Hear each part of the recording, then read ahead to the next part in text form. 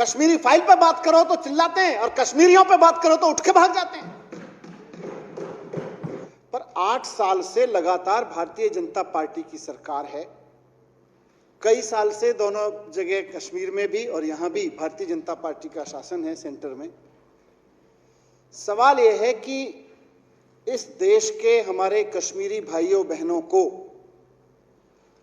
इतने लंबे समय तक 32 साल बाद भी विस्थापित बनके क्यों रहना पड़ रहा है।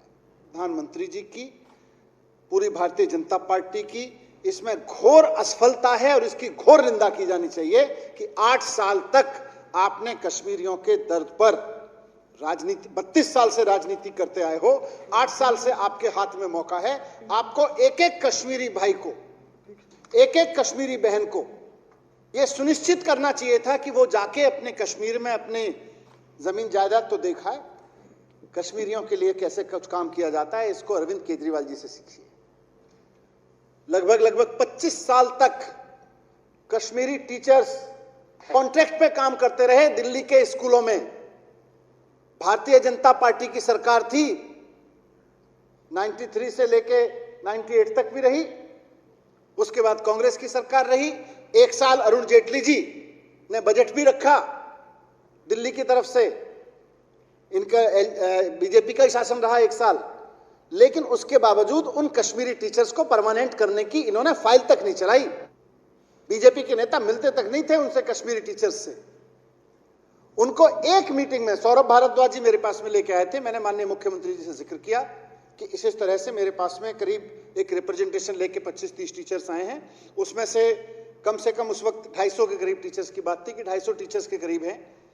तुरंत एक शब्द सुन के मुख्यमंत्री जी ने कहा कि ये इनके साथ अन्याय हो रहा है, तुरंत इनको परमानेंट करने की व्यवस्था की। कश्मीरी चाहता है कि ये देश उस दर्द को समझे जो कश्मीरियों ने 1989-90 में महसूस किया और जो 25 साल झेला। लेकिन कश्मीरी पंडित ये नहीं चाहता अध्यक्ष महोदय कि उसके दर्द को 200 करोड़ में बेचा जाए। कश्मीरी पंडित ये नहीं चाहता है कि उसके दर्द पे ये भारतीय जनता पार्टी धंधा करके, इनके प्रोड्यूसर और ये लोग मिलके 200 करोड़ कमाएं।